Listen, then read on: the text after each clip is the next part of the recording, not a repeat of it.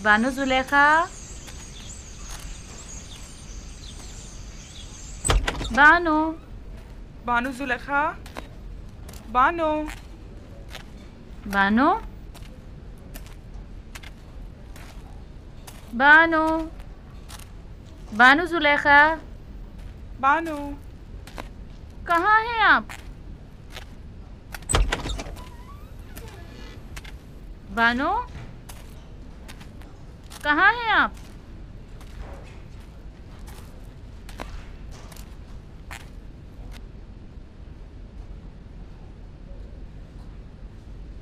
याद आ गया। तामा, मुझे पता है वो कहाँ गई होंगी। जहाँ हमेशा होती हैं, अभी आती ही होंगी।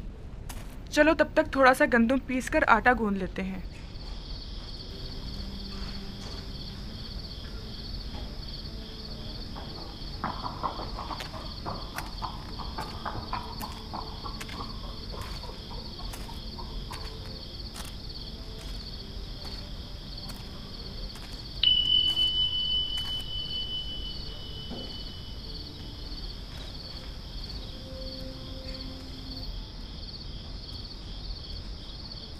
ताज़ा रोटी की खुशबू।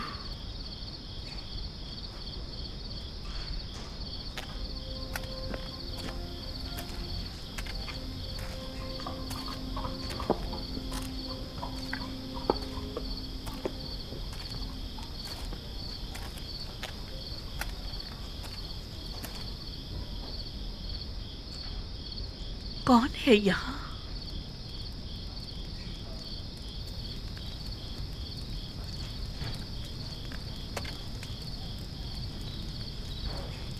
मैंने पूछा कौन है यहाँ? सलाम बानो, खुशामदीद बानो। हमने सारा कसर छान मारा, आप ना मिली। ये लीजिए ताज़ा रोटी। हम जानते थे कि अभी आप आती ही होंगी और यकीनन शदीद भूख लगी होगी, लिहाजा आपके लिए ताज़ा रोटी पकाई है। बड़ी बातें बनाना आ गई हैं। तुमसे यहाँ दोबारा आने को किसने कहा था?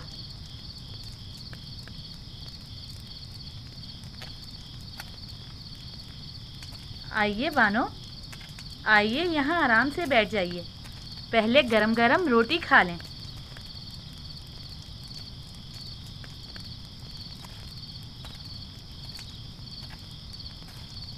हमने सोचा कहीं बानो को भूख ना लगी हो, लिहाजा थोड़ी गंदम पीसी और गरम गरम रोटी तैयार कर ली। और हमने थोड़ा सा आटा यहीं पर रख दिया है। बस आप ही का इंतज़ार कर रहे थे कि एक नज़र बानो को देख लें। कहीं जाने की जरूरत नहीं। भला कोई अपने घर को भी छोड़कर जाया करता है।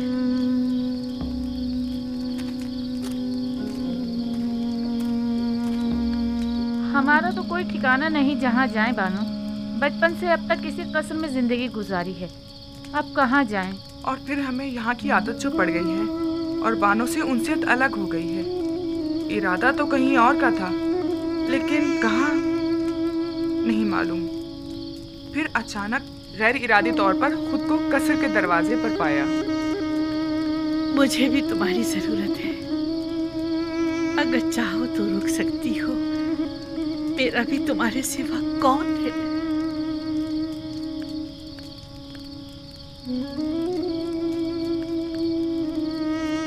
बानो, आपने ये तो बताया नहीं कि आज कहाँ गई थी। यूसुफ के दीदार को। यूसुफ? हाँ, यूसुफ। ओह, तो देखा उन्हें? हाँ, देखा, खूब जी भर के देखा।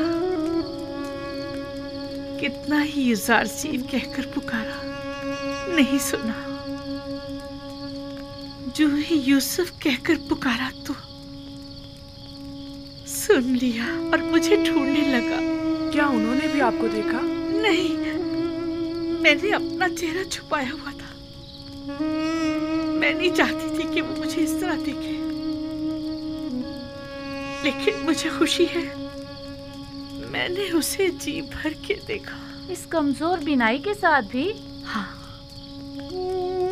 इसीलिए तो बहुत खुश हूँ कि मुकम्मल बीनाई ज़ाइल होने से पहले यूसुफ को करीब से देख लिया। बड़ा ही बारूप और दबदबे वाला लग रहा था। सब उसके दीदार से खुश थे। 54? कभी तो मुझे उन लोगों से जलन सी होने लगती कि मेरे सिवा दूसरे क्यों मोहब्बत कर रहे हैं। फिर कभी ये देखकर खुशी भी होती है कि मेरी तरह मेरे उस महबूब को सभी इंतहाई वालेहाना अंदाज में चाहते हैं।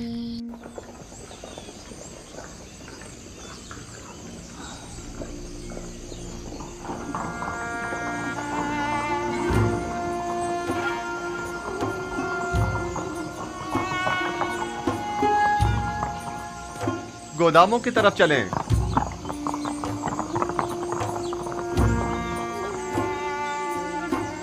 खुदावंद जो ज़ार सीफ को सलामत रखे। ये तो आपकी जहानत है। अगर गंदुम खुशो समेत जखीरा ना की होती तो अब तक हमारे माल मवेशी सब खत्म हो चुके होते। ये सब तो खुदावंद यकता की लुत्फ व इनायात हैं। अलबत्ता खुशों समेत जखीरा साजी के दूसरे भी कई समरात हैं जो आप अनकरीब जान जाएंगे।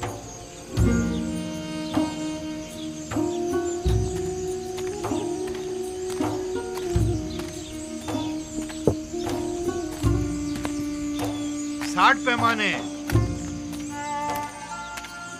अगलाए 9 आमून फरजंदे गोद की कुल 7 अफराद 15 अदद भेड़ें 2 अदद गायें 7 अफराद के लिए 70 पैमाने गंदुम 70 दरहम की और जानवरों के लिए चारे के 2 गट्ठे कुल मिला के 90। सिक्के तो नहीं है?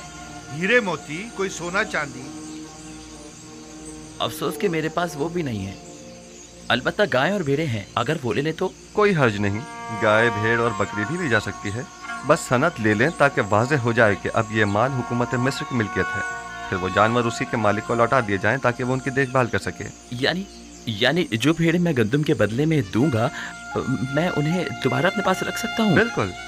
बस ये याद रहे कि फिर ये हुकूमत मिस्र की मिल्कियत हो जाएगी और जिस वक्त भी हुकूमत चाहेगी इन्हें आपसे वापस लेने की मजाज होगी।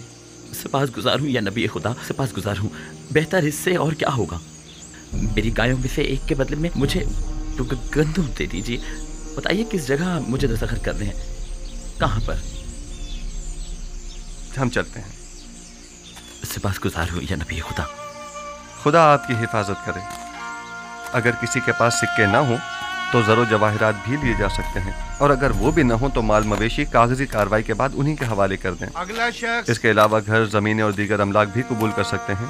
घरों के मालिकाना हुकूक हासिल करके उन्हें उसी घर में रहने दिया जाए और इसी तरह ज़मीनें भी तहरीरी ज़मानत लेने के बाद काश्तकारी के लिए वापस काश्तकारों के हवाले कर दी जाए। मैं कुछ समझ नहीं पा रहा, इसमें क्या मसलहत है?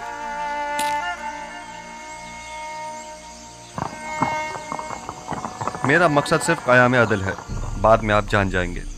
चलें, हरकत करें। ये लेन देन और मामला करना काफी मज़ाक़खेज़ बात मालूम होती है। आप लोगों की इमलाक और माल मवेशी के बदले में उन्हें गंदुम तो दे रहे हैं, लेकिन कोई भी चीज हुकूमत के ज़ेरे तसर्रुफ नहीं हो। सब्र से काम लीजिए। वक्त आने पर यह मज़ाहिका ख़ैज़ बात एक ऐसी हकीकत में तब्दील हो जाएगी जो नाकाबिल तसव्वुर होगी। बस इतना जान लें कि मिस्र को तहबाला करना होगा ताकि वो जो हाकिम हैं महकूम हो जाएं और वो जो अभी दूसरों के दस्ते नगर हैं खुद कफील हो जाएं। तो क्या ऐसा मुमकिन है? अगर खुदा चाहे तो हाँ।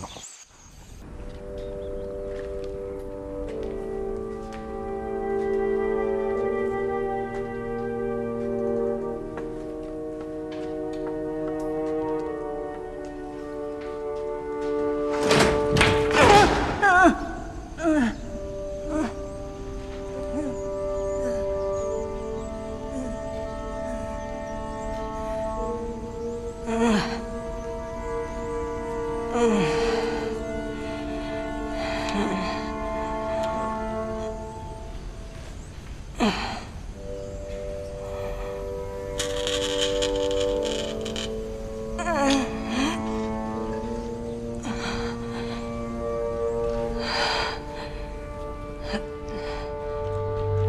तुम हो आमून?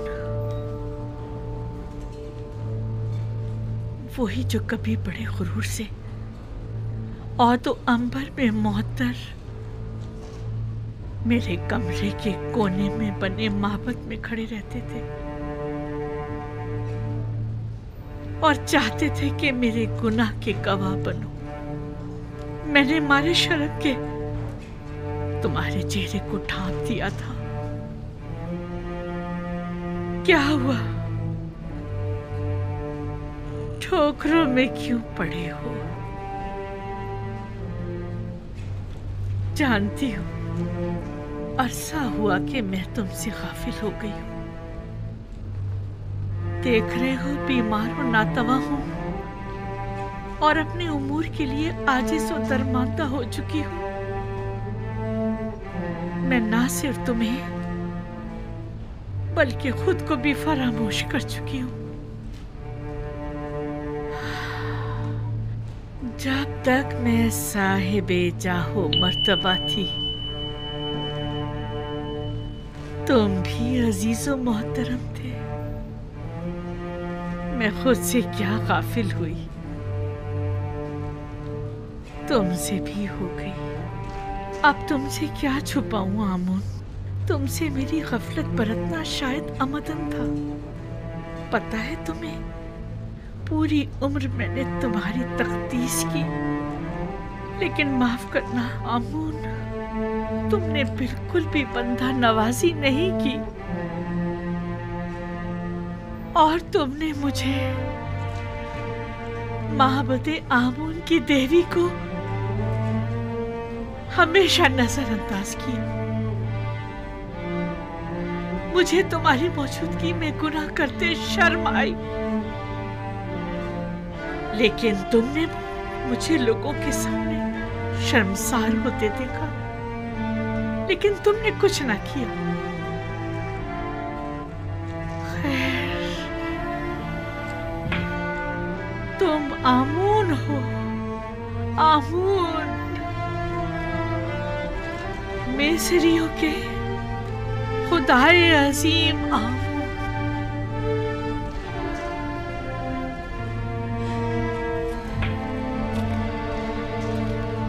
लेकिन नहीं, सुनने में आया है कि मिस्रियों के खुदा तब्दील किए जा रहे हैं। यानी यूसुफ ये तब्दीली लाना चाह रहा है। वो चाहता है कि अपने खुदा यानी खुदाए यकता को तुम्हारी जगह मुतारिफ कराए, और वो हक बजाने में है। क्या नहीं है?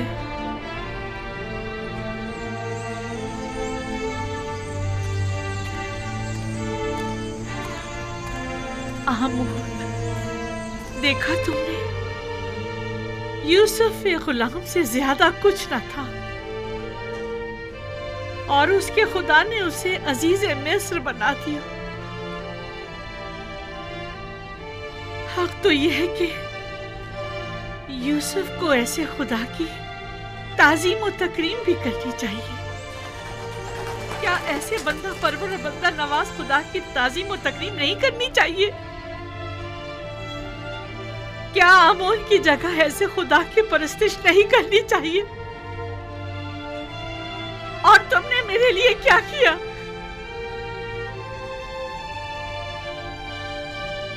कम से कम बंदा नवाजी ही सीख लो यूसुफ के खुदा से।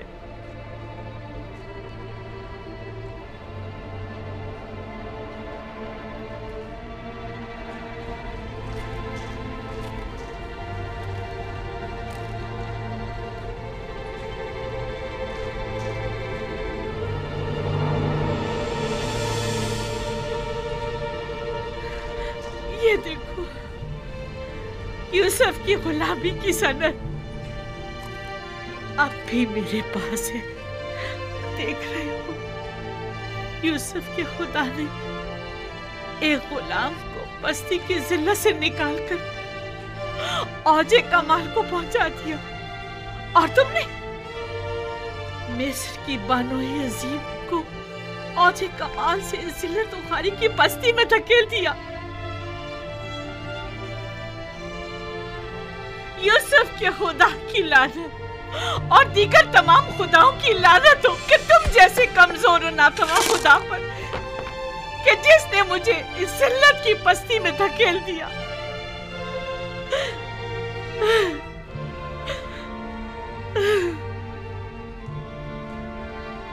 लेकिन नहीं, तुम तो इससे कहीं ज्यादा कमजोर हो कि जुलेखा को जलील कर सको।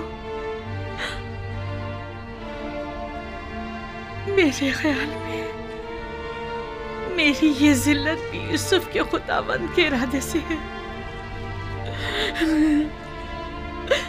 मैं इसी जिल्लत की मुस्तहिक हूँ।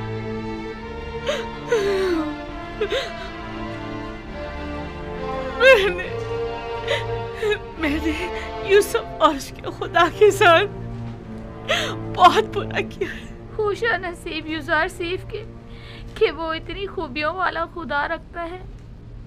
कौन है? क्या बात है, कोई काम था? नहीं बानो, आपके लिए खाना लाए।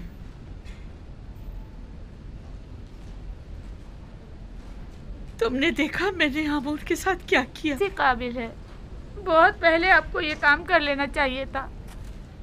लेकिन खुदा यूसुफ का हक क्यों कर अदा होगा? उसे किस तरह खुशनूद करूं? उसे किस तरह राजी करूं?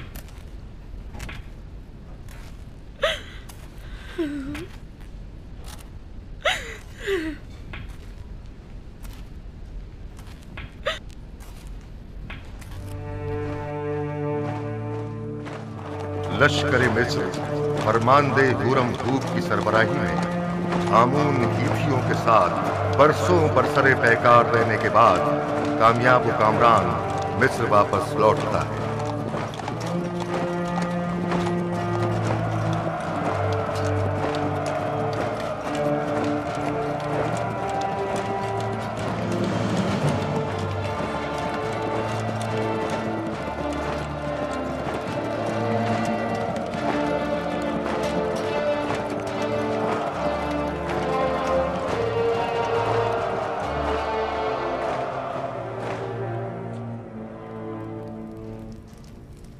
दुरूद हो मिस्र के खुदावंदगार और फरमा रवाए अजीम जनाब आखनतून पर। दरूद खुदावंद बर फरमानदे पारामुआ, होरमहूब और रुदामून। अगर फरमा रवा इजाजत मरहमत फरमाएं तो जंग के तमाम सूरत-ए-हाल उनके गोश गुजार की जाए। अगरचे फरमानदे होरमहूब और लश्कर मिस्र की सलाहियतों और कामयाबियों की खबरें हम तक पहुंच चुकी हैं, लेकिन खुद उनकी जबान से सुनने का लुत्फ ही कुछ और है। ये सब खुदावंद आखनतून के लुत्फ इनायत है। आमुन हेतियों ने सरहदी हुदूद की खिलाफ वर्जी करते हुए कत्ल और गारत गरी का बाजार गर्म कर रखा था और अपने मफाद के मुताबिक कवानीन वज़ा किए हुए थे। उन्हें एक ही हमले में शिकस्त फाश देकर उनके हजारों लोगों को मौत के घाट उतार दिया और उनकी मस्तूरात और बच्चों को कैद कर लिया, और नतीजतन कसीर माल गनीमत लश्कर मिस्र के हाथ लगा। बाद शिकस्त तमाम लश्कर के सामने उनके बादशाह की माँ अहलो अयाल गर्दनें उड़ा दी गईं और उनके अजसाद। मैं फरमानदे होरमहूब की पैदर पे कामयाबियों और जाफिशानियों को कदर की निगाह से देखता हूँ, मगर आली जनाब बहुत सी बातें अभी बयान करना बाकी है। मुझ में कत्ल गारत गरी के मुतालिक सुनने का हौसला नहीं। अगरचे मैं जानता हूँ कि मिस्र का अमन और इस्तेहकाम आपकी फिदाकारियों और जाफिशानियों की मरहून मिन्नत है, और अगर आपकी शुजाअत और इस्तेकामत न होती तो शायद आज मिस्र भी ना होता। जनाबे फरमारवा जंगी सूरत हाल के मुतालिक तो सुन लेंगे, लेकिन खून खराबे के जिक्र से इज्तनाब कीजिए। जनाब होरमहूब, कुछ इस तरह जंगी अहवाल बयान कीजिए जो खुदावंद आखनतून को आजूदा न करे। बिनरूस, हमारे बहादुर और थके मांदे फौजी सरबराहान की खातिर तवाज़ो नहीं करोगे?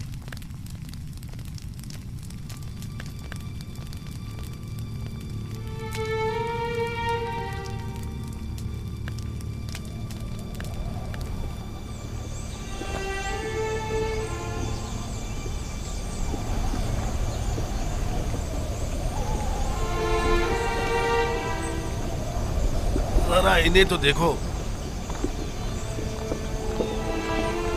आखिर कितनी गंदुम खरीदेंगे जो इतने सारे थैले लेकर आए हैं। इनके गुब्बारे की तरह फूले हुए पेट तो देखो। इन्हें भरने के लिए तो इससे कहीं ज्यादा गंदुम दरकार होगी। ये कौन लोग हैं? ये शुमाली इलाका जहाँ से आए हैं। ये लोग गंदुम खरीदने आए हैं। यानी हमारे पास इतनी गंदुम होगी कि इन्हें भी दी जाए।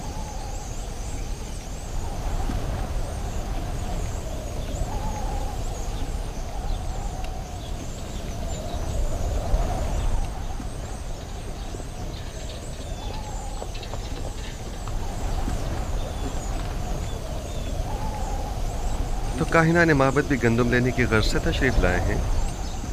जी हाँ, वो भी 3 गुना कीमत में।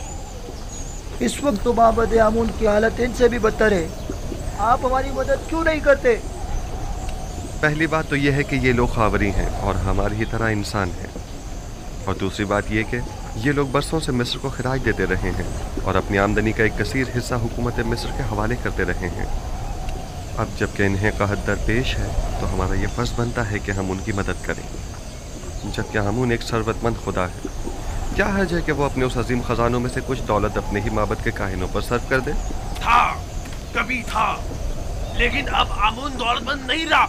जो कुछ था सब तुमने ले लिया। आली जनाब, ये खजानची माबद आमून है। नादानस्तगी में आपने एक अच्छी खबर दे दी है। अच्छी खबर मतलब? हाँ, ये आपको बाद में मालूम हो जाएगा। हरकत करें।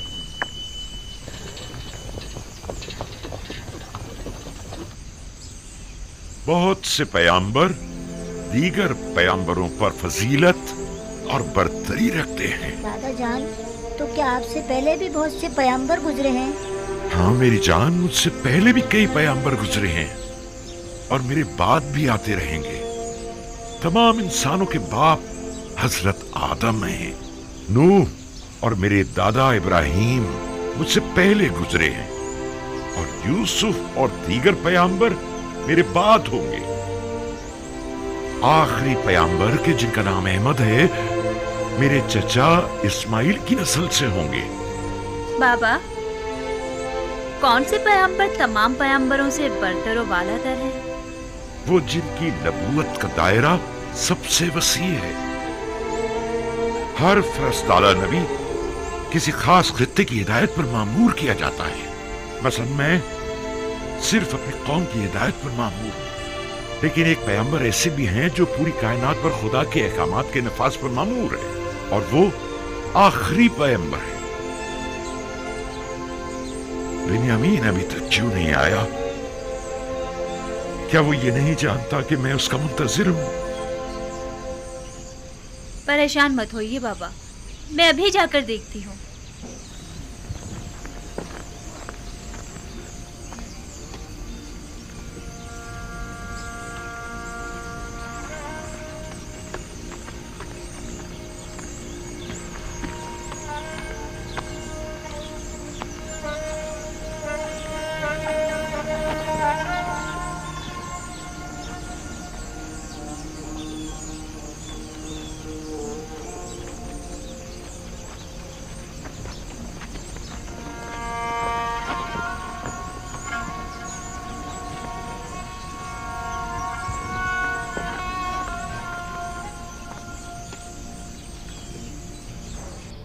मैं जमीनों पर दखमपाशी के लिए गया हुआ था। अगरचे पैदावार नाकाफी है, लेकिन अगर ये कम मिकदार भी काश ना की गई तो हम सब भूख से मर जाएंगे। थक गया था, सोचा पहले जरा आराम कर लूं, फिर बाबा से मिलने जाऊं। बिन्यामीन, तुम तो जानते हो कि वो सूरज गुरूब होते ही तुम्हारा इंतजार करने लगते हैं। तुम्हें उन्हें यूं इंतजार नहीं करवाना चाहिए। कभी कभी कोई काम पड़ जाता है तो मैं मसरूफ हो जाता हूँ। दानिस्ता तो ऐसा नहीं करता ना। बिन्यामीन, बहाने मत बनाओ। क्या तुम नहीं जानते कि तुम्हें बाबा से मिलने जाना चाहिए था? क्यों नहीं जानता, जानता हूँ। माज़रत खा हूँ। अच्छा चलें, अब बाबा को मजीद इंतजार मत करवाएं, चलें।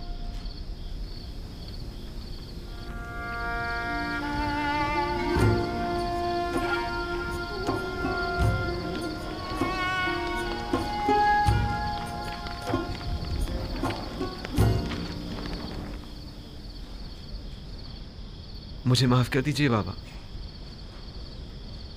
बाबा, मैं वादा करता हूँ जमीनों से वापसी पर सबसे पहले आपकी कदम बोसी के लिए आऊंगा। यूसुफ की जुदाई में मैं जिस कर्ब से गुजर रहा हूँ वही मेरे लिए काफी है। अब तुम मुझे और तकलीफ मत पहुंचाओ मेरे बच्चे। खुदा मुझे हरगिज ना बख्शे अगर मैं आपको कोई तकलीफ पहुंचाऊं तो।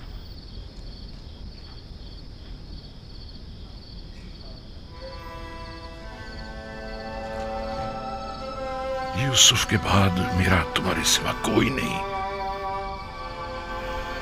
तुम्हें देखने से मुझे तस्कीन मिलती है।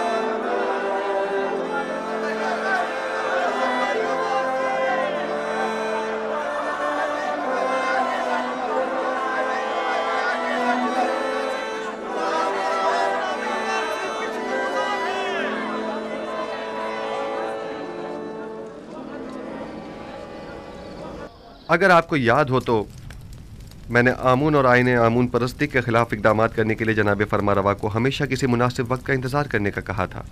कहीं अब वो मुनासिब वक्त तो नहीं आ पहुंचा है? जी बिल्कुल। बानो नफरतीती और असनाद, हमें युजारसीफ के साथ तन्हा छोड़ दें।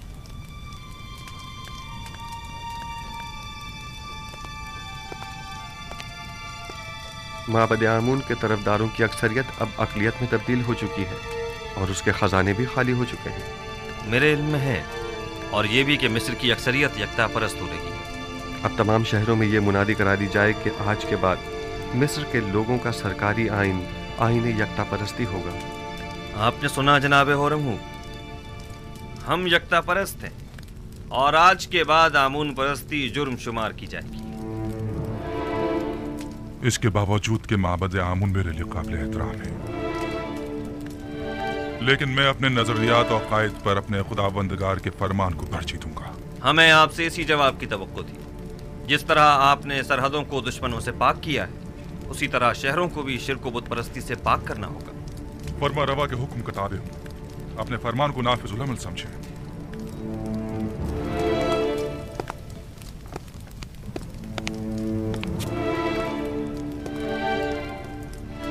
हमें माबद की मज़ाहिमतों और यकता परस्तों और बुत परस्तों के माबैन तसादुम के लिए हमा वक्त आमादा रहना होगा।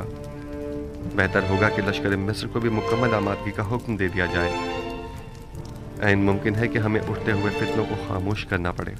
बावजूद इसके कि मैं कुछ तो खून के शदीद मुखालिफ हूँ, लेकिन कोई और चारा भी नहीं।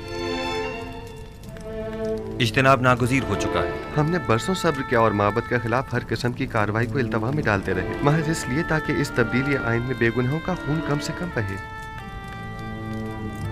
आप फिक्र मत कीजिए, मैं उम्मीद करता हूँ कि कोई खून रेजी न हो।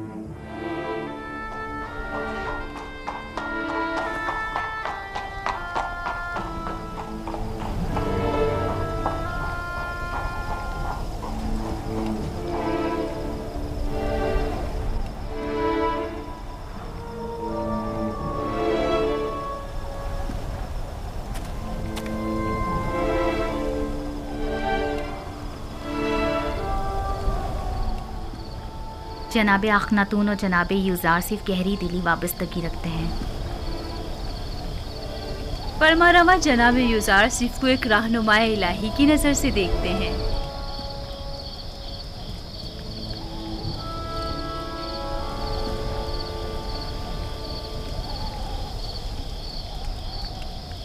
ऐ नबी खुदा, दुआ कीजिए कि इस तब्दीली आइन में किसी का खून न बहे और किसी बेगुनाह की जान ज़ाया न हो।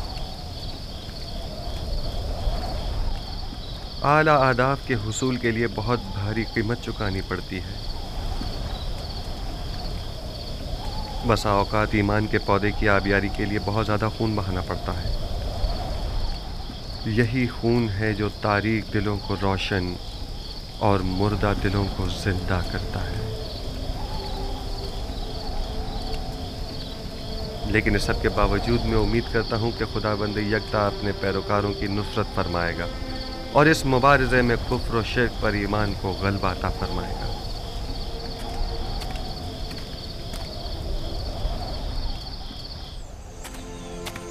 पूरे मिस्र में कासिद रवाना कर दो और हर जगह आईने यकता परस्ती के बतौर सरकारी आईन ऐलान करा दो।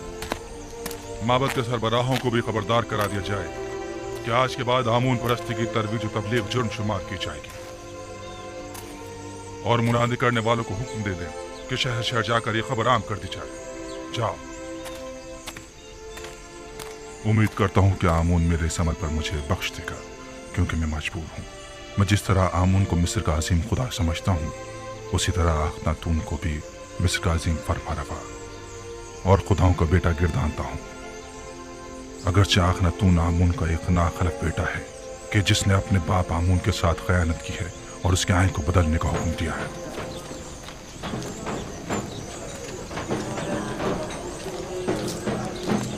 जनाबे आखनातून और अजीज मिस्र जनाब गुजार सिफ हकीम के मुताबिक आज से सरजमीन मिस्र का सरकारी आइन आईन यकता परस्ती है।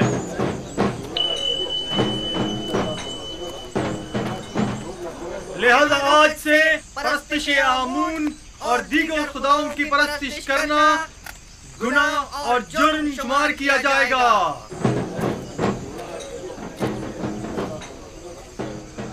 मुझे पता था कि आखिरकार युजार सिर्फ भूत परस्तों की बिसात उलट कर रख देगा, लेकिन काहिनों से होशियार रहना होगा। वो लोग खामोश नहीं बैठेंगे।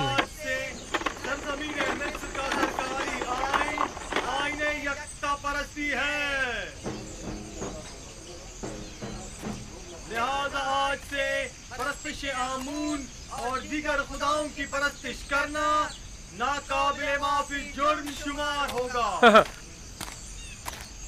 खुद युजासीफ ने हमारे लिए क्या कर दिया है जो अब उसका खुदा हमारे लिए करेगा। यूं कहो ना कि चूंकि युजासीफ ने तुम्हें बुलंदी से पस्ती में ला खड़ा किया है, इसलिए तुम उसके मुखालिफ हो, वरना हमने तो युजासीफ में महरूमों और मोहताजों की खिदमत और भलाई के सिवा कुछ नहीं देखा है। उसने तुम्हारी खिदमत नहीं की, मैंने और मुझ जैसों ने तुम्हारी खिदमत की है। उसने आमून के खजानों और हम जैसों की जेबों को खाली किया है ताकि तुम जैसे फकीरों और मोहताजों के पेट भर सके। तुम जैसों को जो कि युजासीफ के जख्म खुर्दा हैं, उनकी मुखालफत करनी भी चाहिए। हैरत है कि तुम लोग किस तरह एक दिखाई देने वाले और हाजिर खुदा आमून को छोड़कर एक अनदेखे और गायब खुदा की परस्तिश करते हो। इसलिए कि तुम्हारे इन दिखाई देने वाले और हाजिर खुदाओं ने हमारे लिए कुछ नहीं किया है, जबकि युजासीफ के अनदेखे खुदा ने हमें कहत और गुलामी से निजात दिलाई है। हम युजासीफ के उस अनदेखे खुदा को तुम्हारे इन दिखाई देने वाले खुदाओं से कहीं ज्यादा हाजिर और नाजिर मानते हैं। खुदावंदारे मिस्र जनाबे आखनातून बुजुर्ग और जनाब युजासीफ हकीम के मुताबिक आज से सरजमीन मिस्र का सरकारी आइन आईन यकता परस्ती है। लिहाजा आज से परस्तिश आमून और दीगर खुदाओं की परस्तिश करना नाकाबिले माफी जुर्म शुमार होगा। खामोश हो जाओ खबीसो, मुंह बंद करो, खुराफात बक रहे हो। काहिन, तुम्हें अपनी जान अजीज नहीं है जो इस तरह आखनातून के फरमान के खिलाफ बोल रहे हो? आखनातून ने तुम्हें हुक्म दिया है कि कूचा बाजार में जाकर इस बात की तशहीर करो। बिल्कुल, जनाब आखनातून और जनाब युजासीफ का फरमान है, और जो कोई भी दीन एकता परस्ती की मुखालफत करेगा वो कैद कर दिया जाएगा।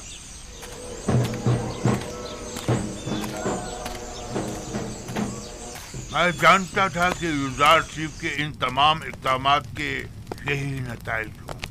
अभी भी अक्सरियत आमून की पैरोकार है। बहुत से लोगों ने माबद के बाहर इज्तिमा किया हुआ है और आमून के दुश्मनों से मुबारज़े के लिए आमादा हैं। हम अपनी बका की खातिर दिफा करने पर मजबूर हैं, लिहाजा हम युजासीफ से मुकाबला करेंगे अखनातून को अभी काहिनाने माबद की ताकत का अंदाजा नहीं है। किस ताकत की बात कर रहे हो? हमारे पास अब तो लश्कर तक तो है नहीं। इसी आवाम के जरिए अगर हम उन्हें ही आमादा और मुसल्ला कर दें तो आप देखेंगे कि वो किस तरह मुकाबला करते हैं।